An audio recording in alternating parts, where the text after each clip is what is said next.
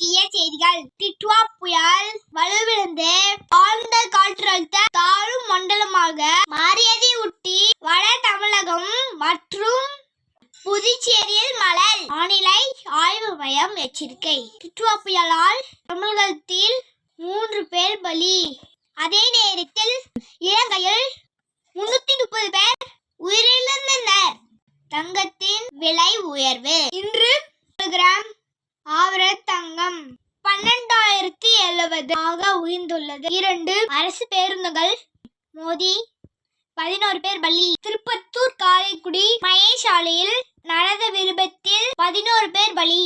இதில் 9 பெண்கள், 54 பேர் காயம். Tamil Nadu public service commission group 1 தேர்வுகள் இன்றும் துவக்கம். நன்றி, வணக்கம். இத்தோட முடியவில்லை. நாளை பார்க்கலாம்.